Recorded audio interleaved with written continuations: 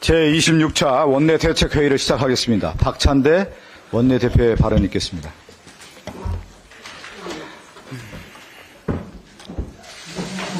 내란숙의 윤석열과 국민의힘 그리고 광기 어린 극우 세력의 망국적 준동이 점입 가경입니다.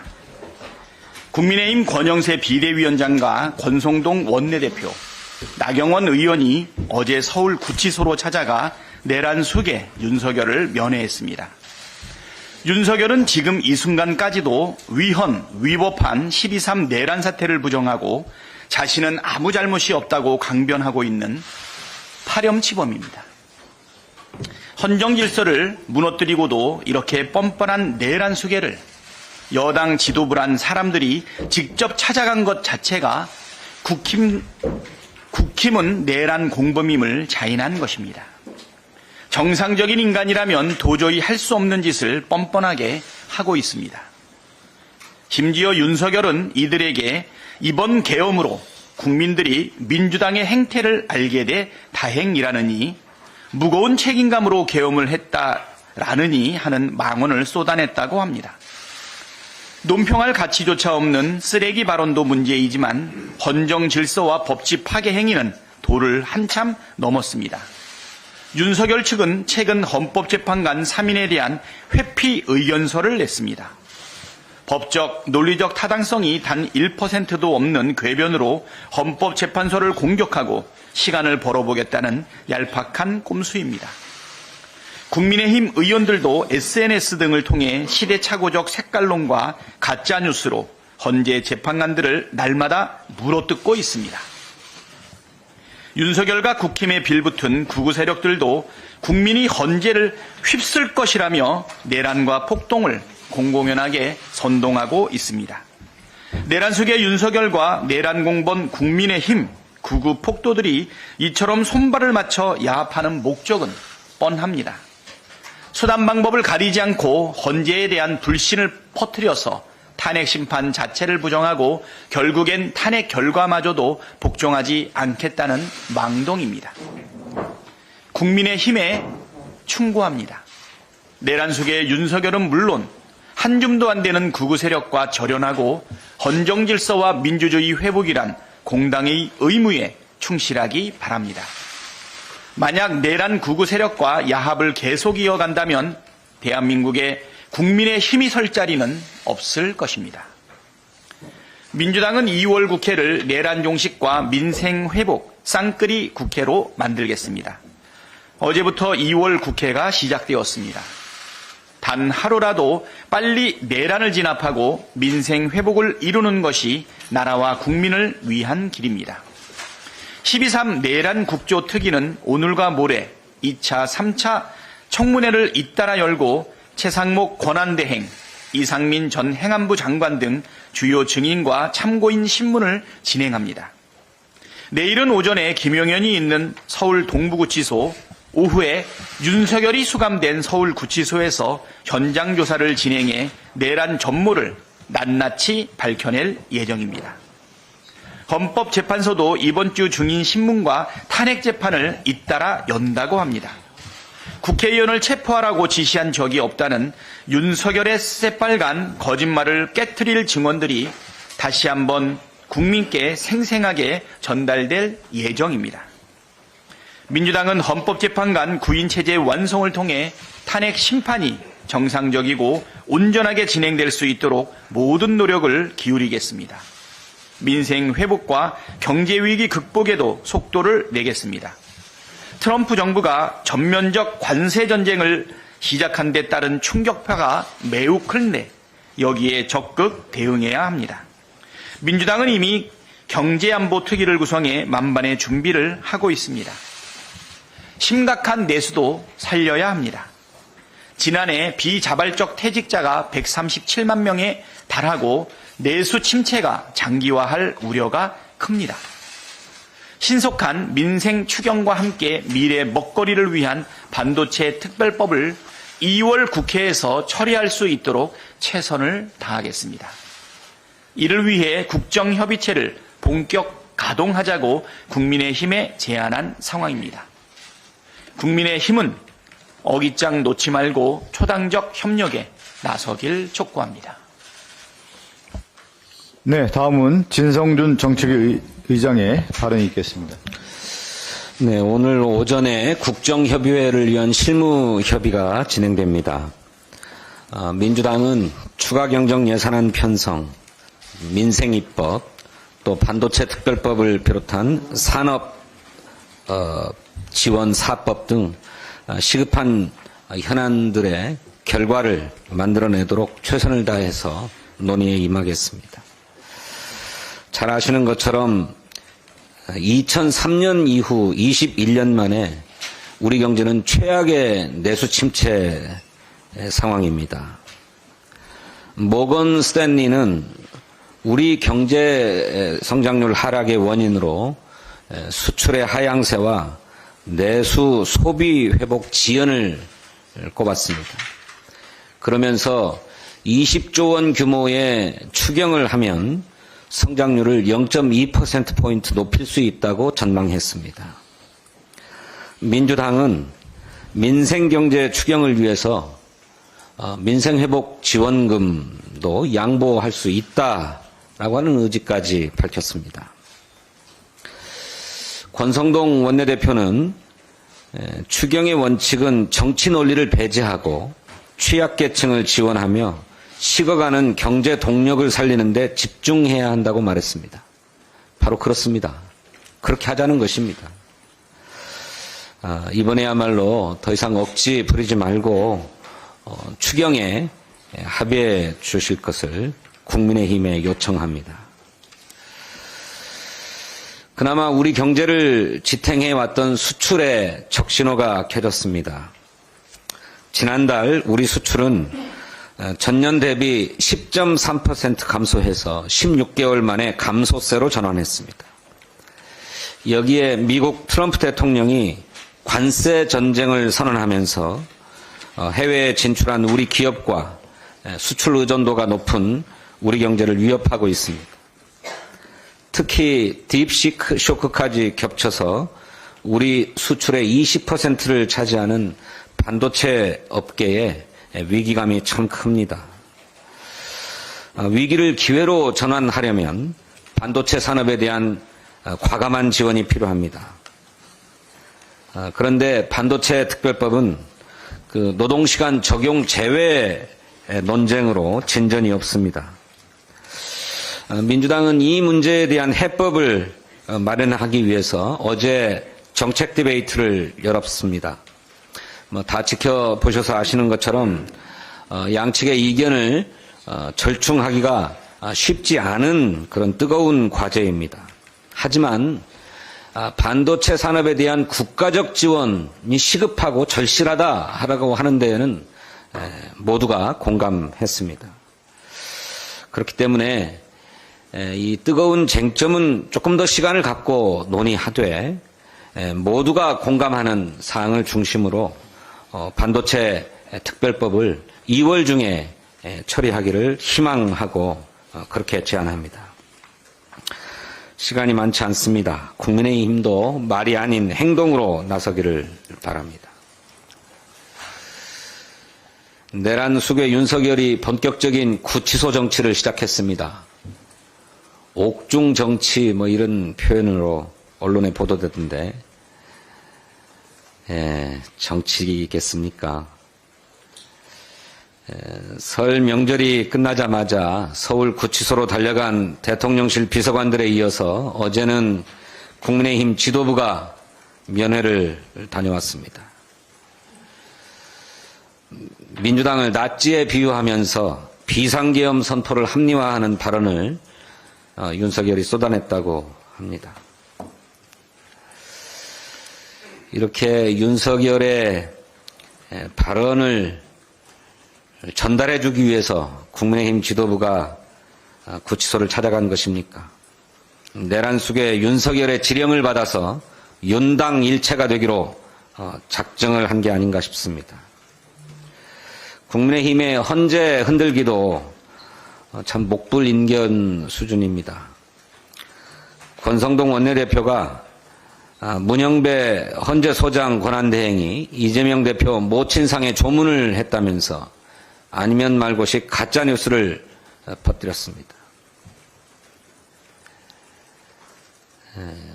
헌법재판관 개인, 배우자, 동생의 성향을 꺼내면서 재판부 흠집내기에 전력을 쏟고 있습니다. 전계숙 재판관의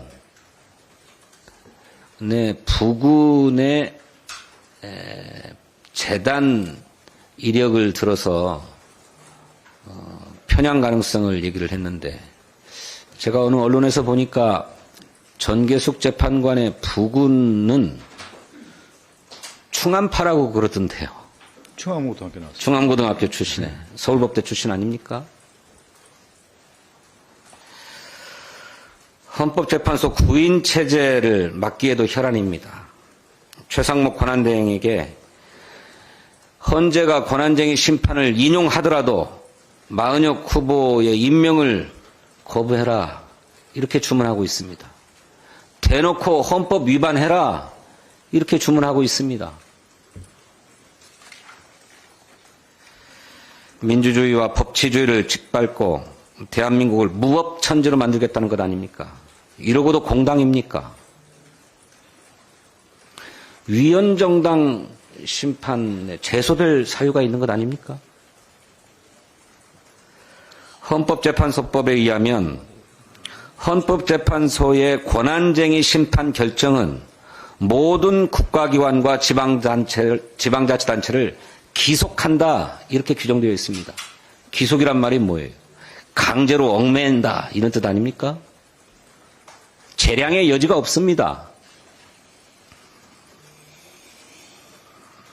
헌법재판소가 국회의장의 권한쟁의 심판을 인용하면 최상목 대행은 즉시 이행해야 합니다. 거부하면 그것이 위헌입니다. 헌법재판소도 같은 입장을 분명하게 했습니다. 최상목 대행은 무모한 내란 대행 노릇을 포기하고 헌법과 법률에 따라서 마은혁 후보자를 즉각 임명할 것을 촉구합니다. 12.3 불법 내란 사태가 발생한 지 2달이 됐습니다. 국민께 일상을 회복해드려야 합니다. 그러자면 내란을 하루빨리 진압하고 종식해야 합니다. 국민의힘은 내란 동조, 정치 선동, 헌재 흔들기 등의 작태를 멈추고 헌정 질서와 민생경제 회복에 협조하길 바랍니다. 감사합니다. 네, 다음은 이정문 정치기 부의장의 발언이 있겠습니다. 네, 지금 우리는 어느 때보다 힘겨운 새해를 보내고 있습니다. 얼마 전 설 차례상을 통해 얼어붙은 우리 경제의 현실을 다시금 체감했습니다. 이러한 상황에서 국민의 어려움과 걱정을 덜어드리고 실질적인 경기 부양책을 마련하는 것이 국회의 가장 중요한 책무입니다. 우리가 직면한 위기를 직시하고 민생을 위한 해결책을 모색하는 것이 여야 모두의 책임이자 의무입니다. 새해에도 민생 시계는 계속 돌아갑니다. 민주당은 2월 임시국회를 통해 민생과 직결된 법안들을 신속하게 처리하도록 하겠습니다. 특히 상임위원장이 국민의힘 소속인 상임위원회에서 민생 법안의 처리가 지연되고 있습니다. 민생 회복에 대한 국민의힘의 의지가 진심이라면 즉시 상임위를 가동해서 민생 법안 논의를 시작할 것을 다시금 촉구합니다. 국민들께 새해의 희망을 돌려주십시오. 지금의 혼란을 신속하게 극복하고 더 안정되고 더 굳건한 나라로 다시 나아갈 수 있도록 조속한 추경 편성이 절실합니다. 쓸데없는 아집으로 재정정책의 골든타임을 놓치지 말기를 진심으로 바랍니다. 곧 있을 국정협의체 실무협의회에서 추경 편성에 대한 정부와 여당의 전향적인 논의를 기대합니다. 아울러 연금 개혁안에 대한 논의도 더 이상 미룰 수 없습니다. 우리 사회의 고령화가 빠르게 진행되고 있는 가운데 보험료율과 소득 대체율에 대한 모수 개혁부터 조속히 논의를 시작해야 합니다. 연금 개혁은 국민의 노후 보장을 위한 핵심 과제인 만큼 민주당은 합리적인 개혁안을 마련할 수 있도록 최선을 다하겠습니다. 국회는 국민의 신뢰 속에서 존재합니다. 새해에는 그 기대에 부응할 수 있도록 더욱 노력하겠습니다. 2월 임시회를 통해 민생 법안을 신속히 처리하고 민생 회복을 위한 실질적인 대책을 마련할 수 있도록 민주당이 앞장서도록 하겠습니다. 국민 여러분께서 새마음, 새뜻으로 새해를 시작할 수 있도록 최선을 다하겠습니다. 앞서 정책위 의장님께서 말씀이 있으셨듯이 어제 반도체 특별법과 관련된 정책 디베이트를 진행했습니다. 우리 경제의 큰 축을 담당하고 있는 반도체 산업의 발전을 위해 국가적 지원이 필요하다는 데에는 여야 모두 공감대를 이루고 있습니다.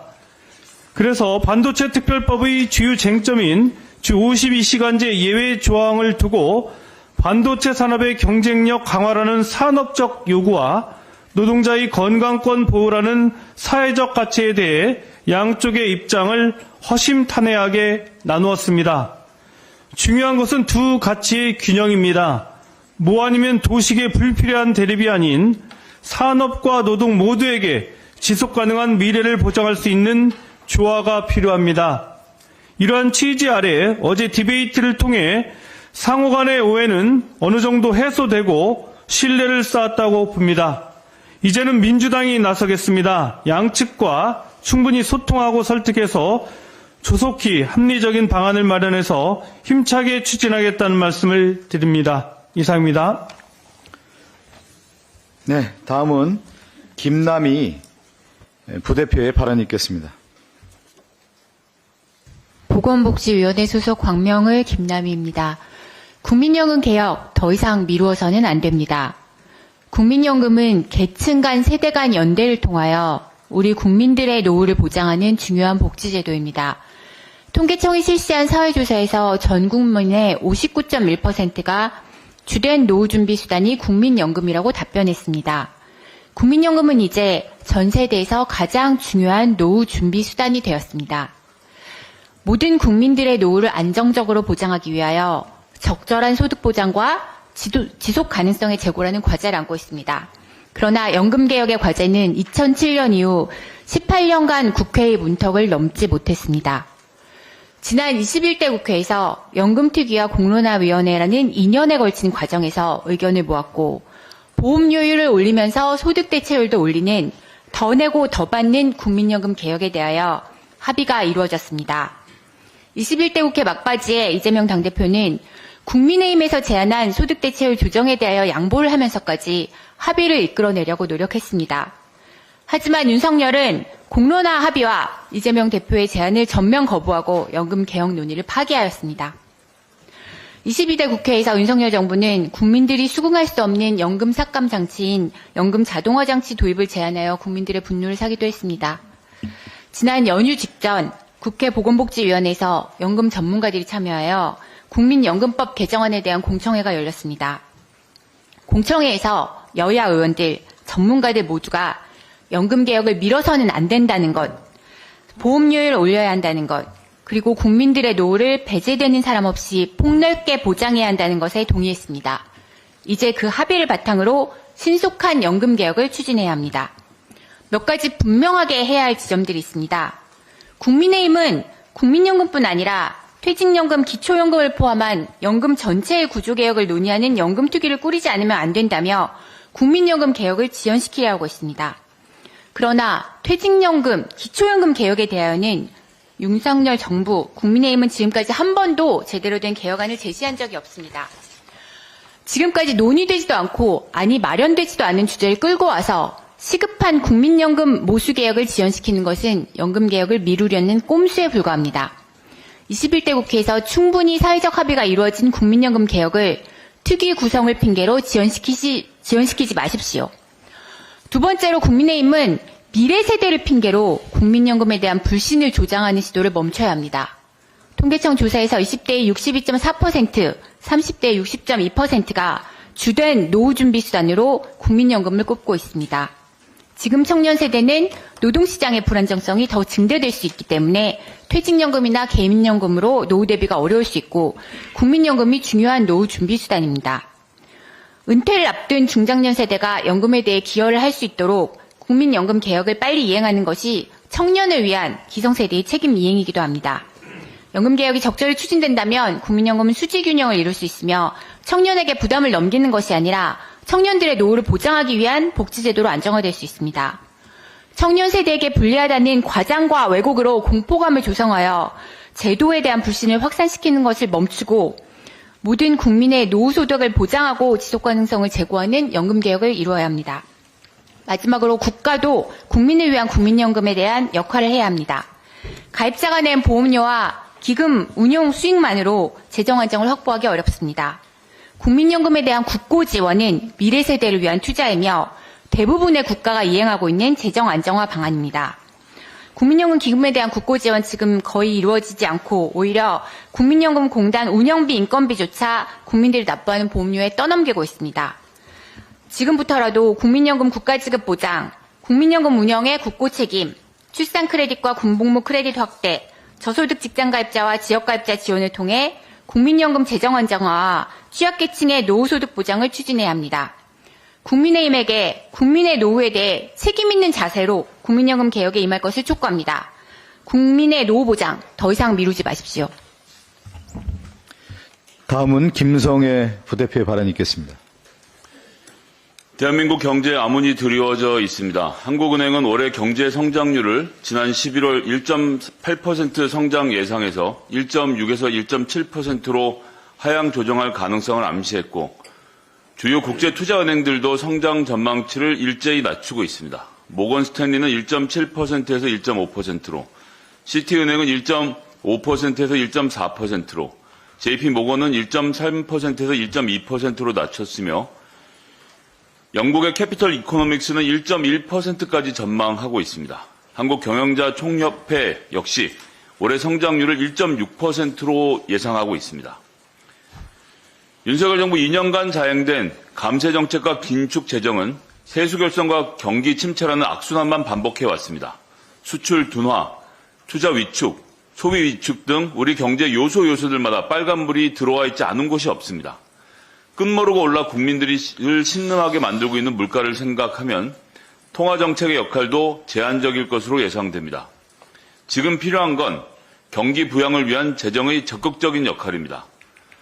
그뿐이 아닙니다. 관세 전쟁으로 인한 세계 통상 질서 변화가 임박했고 정말 눈 한 번 깜빡하면 발전을 거듭하는 AI 분야의 글로벌 경쟁은 분초를 다투고 있습니다. 딥시크와 GPT는 저만치 달려가고 있고 급격한 세계 경제 변화 패러다임 변화에 각국은 기민하게 대응하고 있는데 우리만 멈춰서 있는 것은 아닌지 우려스럽습니다. AI, 반도체, 우주항공, 양자 컴퓨터 등 미래 먹을거리에 대한 과감한 개발과 투자 동료가 시급합니다. 최상목 대통령 대행은 탄핵 소추된 대통령을 반면 교사 삼아 과감한 R&D 예산 추가 편성안을 즉각 준비하십시오. 1분 1초가 급합니다. 지금 추경을 준비해도 집행하기 위한 상당한 준비 시간이 필요합니다. 이 순간에도 소비 심리는 급락하고 경제라는 대한민국의 심장은 멈춰가고 있습니다.